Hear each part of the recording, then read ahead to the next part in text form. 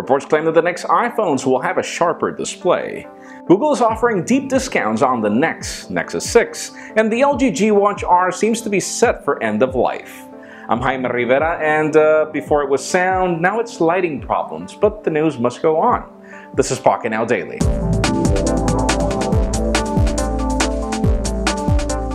The official news today start with Google, as this is probably the best time to buy a Google Nexus 6 if you're still in the market. The company has just shaved off $150 on the market price, which is a great way to start Project Fi, by the way. But in addition, we don't really know when this deal will end, by the way, so it could last long, it could last very little. I would try to get a Nexus phone if I were you right now.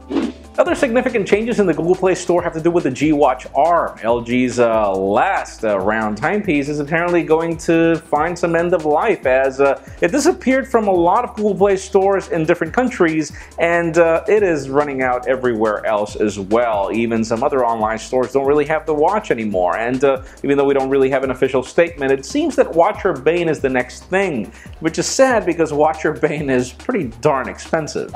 Now, some trusted sources in Asia are claiming that Samsung is dropping orders for supplies of the Galaxy S6 by 16%. And here's the catch. They're not specifying which particular phone that means. It could be the Edge, it could be the regular one. It could be that because of that spike in demand of the Edge in Europe that Samsung is dropping manufacturing for the Galaxy S6. It could be so many things, which also includes the fact that the phone is not really selling as well as Samsung was expecting it to, which happened last year with the Galaxy S5. Let's see what it is. Now, it seems that Apple is not really in plans to cancel Apple Maps anytime soon. We've seen the Apple vans, we've seen so many things, but now there's this job listing that apparently points to everything going to Apple Maps going cross-platform, but hear me out here. We're not talking about Apple Maps going cross-platform to Android. What it is going to turn into a web service that could be accessed by anybody interested. And given the fact that we doubt that there is anybody interested at all, we wonder what the point will be, but WWDC should shed some light. And finally, for the very interesting news of the day, we've got some other trusted sources in Asia claiming that Apple will be investing on better displays for the iPhone 6s.